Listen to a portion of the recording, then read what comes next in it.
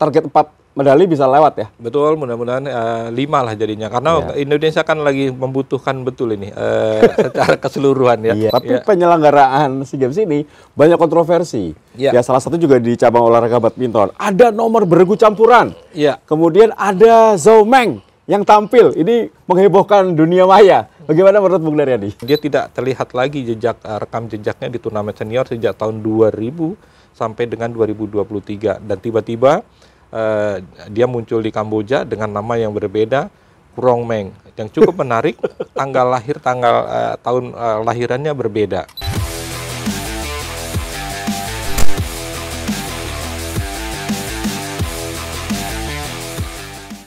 Di atas kertas semuanya indah, di atas kertas semuanya sempurna. Meskipun dalam kenyataannya tidak sesuai dengan ekspektasi kita.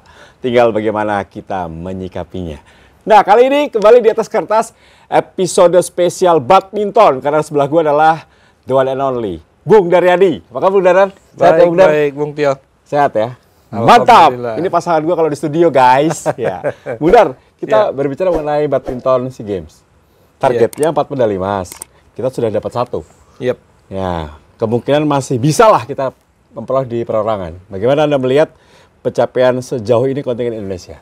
Ya, memang sejak awal PBSI mentargetkan 4 medali emas.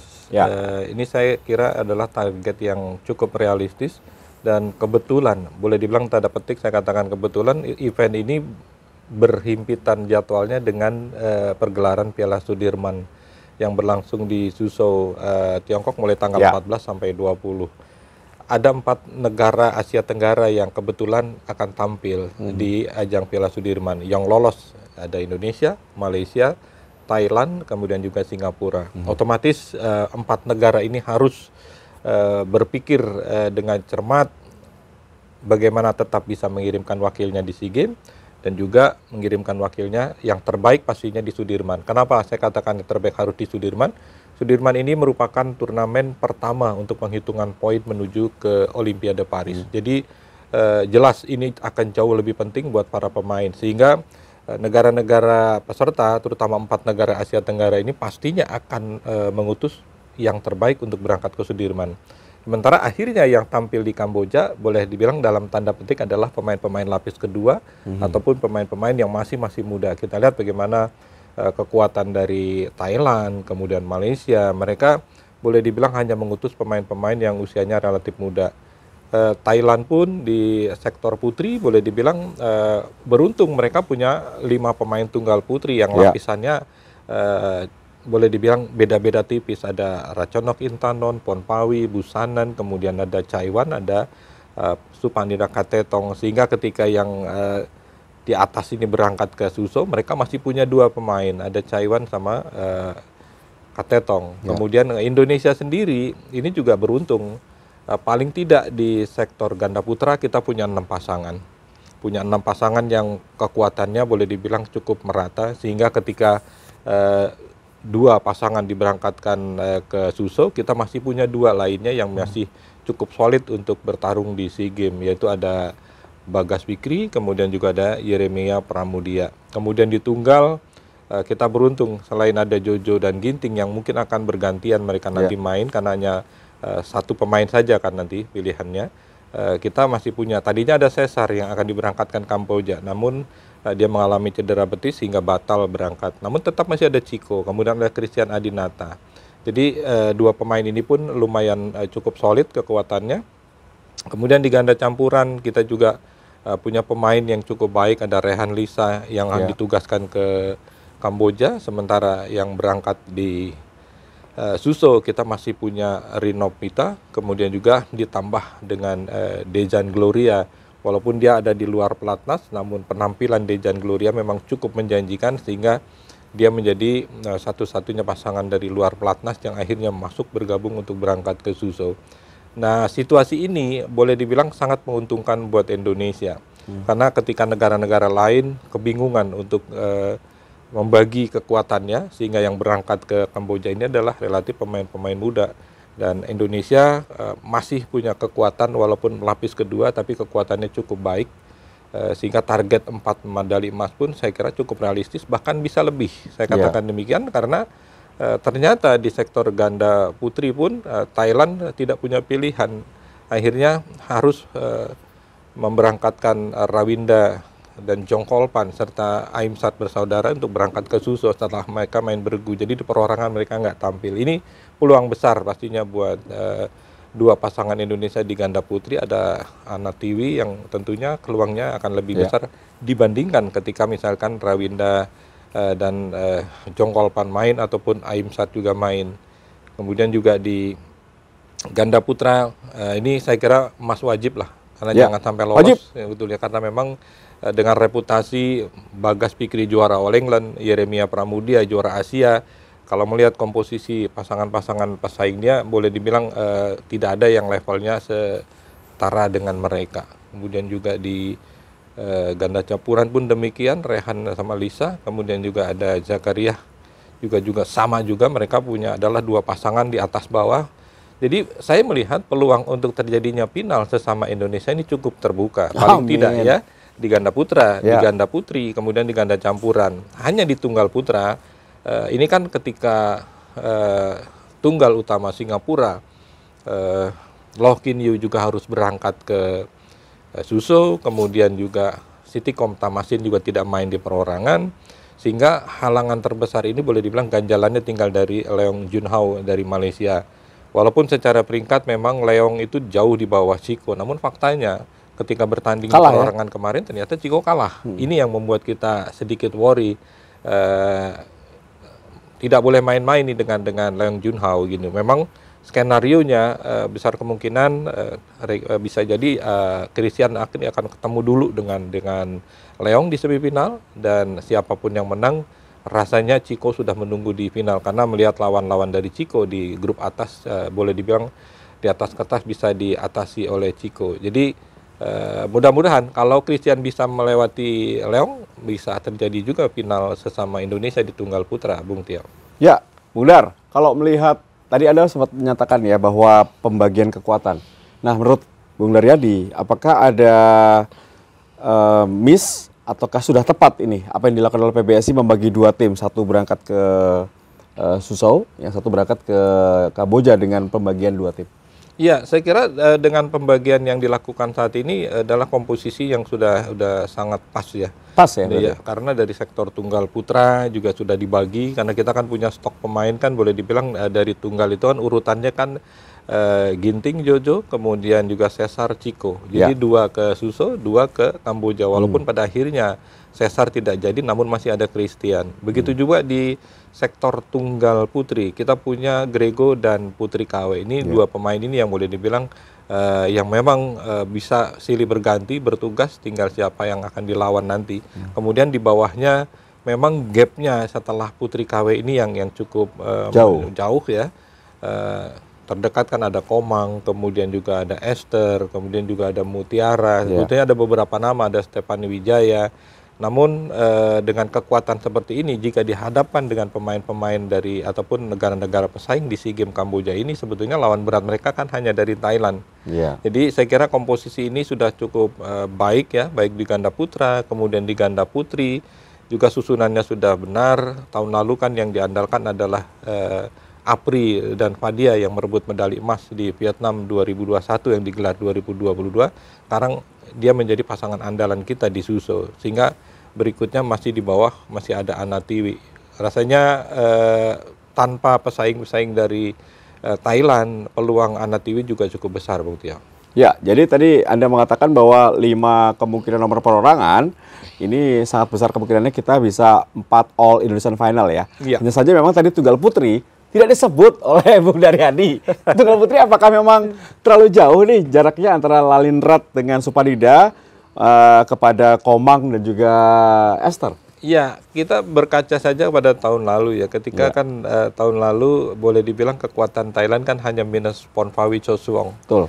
Jadi ketika Ponpawi dengan Lalindrat yang menjadi andalan di tunggal putri Thailand, kita punya Putri KW dan Grego, itu pun nggak bisa diatasin. Di semifinal kalah ya? Iya, artinya kita pun dua-duanya kalah gitu loh. Artinya kita harus puas dengan perunggu. Bukan meremehkan artinya perjuangan dari yang harus dilakukan oleh Komang dan juga Esther.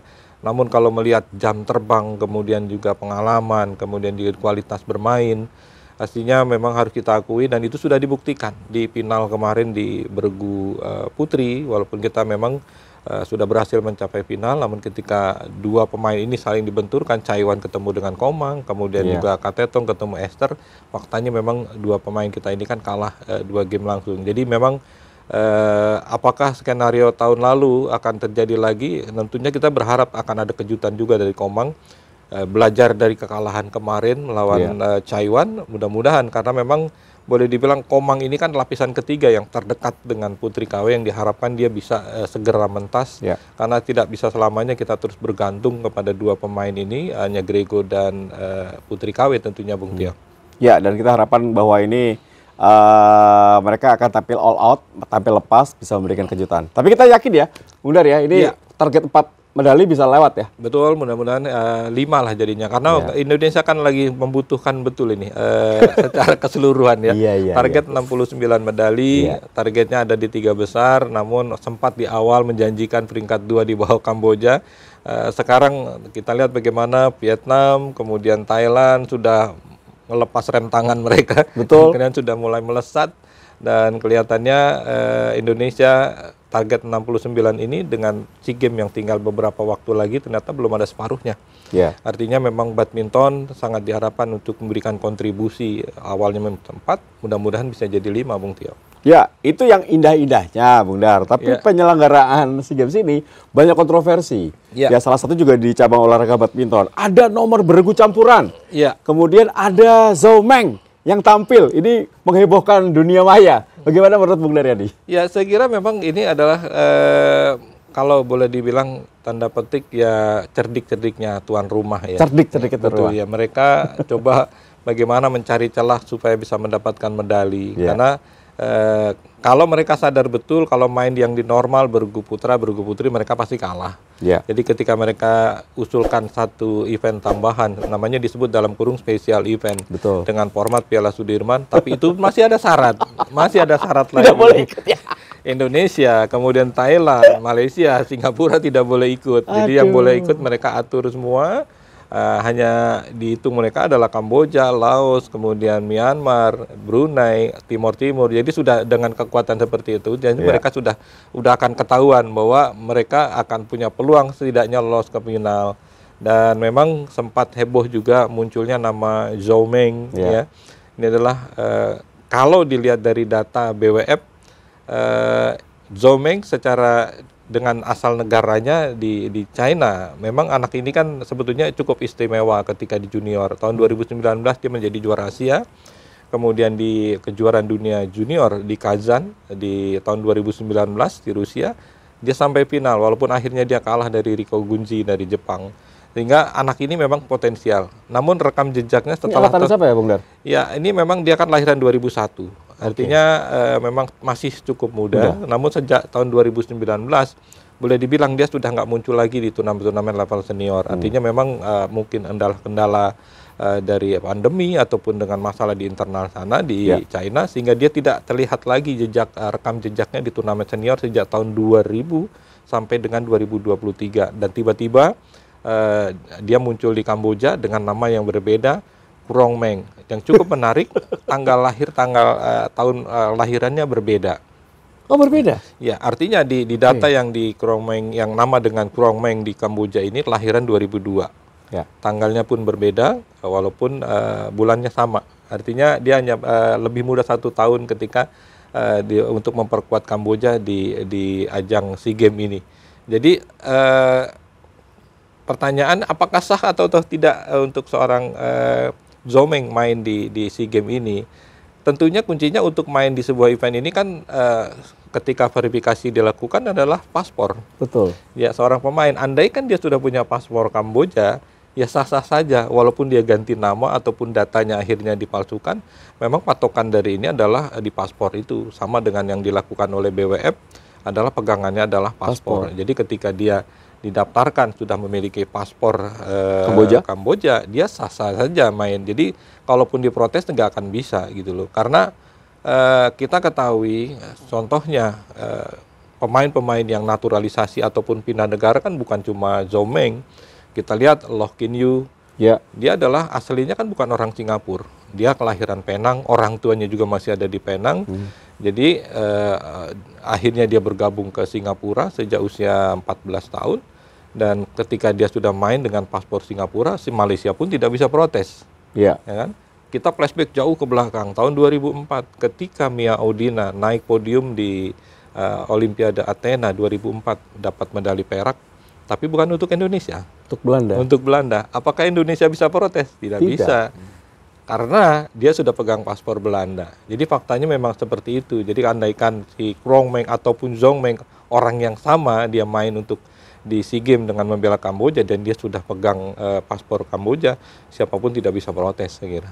Ya, ini naturalisasi sudah wajar ya di beberapa cabang olahraga ya, Bung Dar ya. Nah, kalau untuk pelaksanaan, Bung Dar, Anda tentunya sudah mengikuti dari puluhan tahun ya badminton.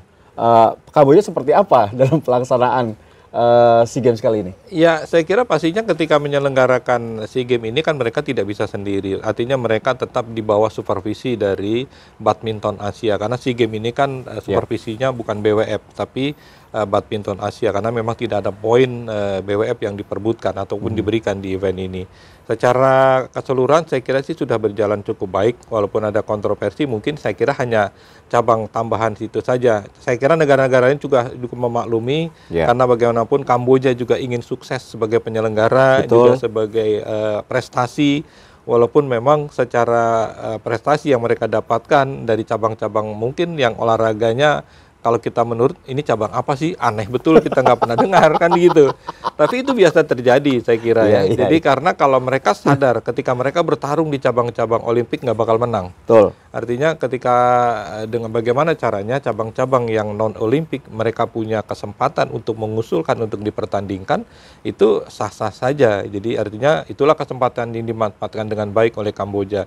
Jadi setiap negara yang menjadi tuan rumah SEA Games, Asian Games, itu pun juga akan berupaya untuk melakukan hal yang sama. Indonesia pun tidak terkecuali. Jadi ketika kita menjadi tuan rumah pun, termasuk levelnya Asian Games, juga cabang-cabang olahraga mungkin yang buat orang lain mungkin terasa aneh, tapi buat kita itu adalah ladang medali. Contohnya kita pernah bikin adanya nama sepatu roda, ada yang namanya panjat dinding, ada yang namanya kempo. Di situ medali banyak sekali sehingga Indonesia akhirnya bisa dapat medali banyak. Ketika orang mencibir, tapi itulah salah satu strategi yang kita lakukan untuk mendapatkan medali tambahan di luar cabang-cabang Olimpik. Ya, dan itu sudah disepakati sejak awal ya. Betul. Itu wajar. Minimal paling tidak ada 4 negara yang bersedia untuk ikut serta, jalanlah cabang olahraga itu. Ya, terakhir Bung Dar, kalau Kamboja menjadi juara umum, aneh nggak menurut Anda? Ya, rasanya sih hampir tidak mungkin lah. Bisa loh. Saya hampir katakan demikian karena masih banyak cabang-cabang Olimpik yang medalinya belum keluar semua ya. Artinya mereka masuk di 3 besar, is okay, masih masuk akal. Namun sampai jadi juara umum, memang bukan rahasia lagi. Biasanya kan ada istilah SEA Games ini kan kayak seperti arisan, siapa yang jadi tuan rumah dia yang menjadi juara. Tapi itu kan terbatas, siapa ya dulu yang penyelenggaranya. Kalau biasanya Indonesia, Thailand, Singapura, Filipina atau Malaysia, ini 5 negara ini punya potensi jadi juara umum. Tapi di luar itu rasanya sulit gitu loh, karena mereka bukanlah negara-negara yang punya kekuatan yang merata ataupun potensial di cabang-cabang Olimpik. Tradisi di cabang Olimpik tidak kuat ya. Baik, betul. terima kasih Bung Dar. Tentunya kita akan bertemu lagi di studio nanti ya. Kita akan masih panjang nih perjalanan Bung Dar. Sehat selalu Bung Dar. Baik, pemirsa terima kasih tentunya sudah menyaksikan Tes10 TV, di mana itu sebuah insight yang berbeda dari Bung Daryadi, pengamat badminton, yang mengatakan bahwa memang sah-sah saja jika Zhou Mei atau sekarang namanya siapa? Krong Mei, susah banget itu menjadi juara karena memang sudah jika memiliki paspor. Dan harapan besar bahwa cabang olahraga badminton akan bisa menuai hasil maksimal sesuai dengan target PBSI. Saya Tinugroho, Bung Daryadi, sign out. Bye.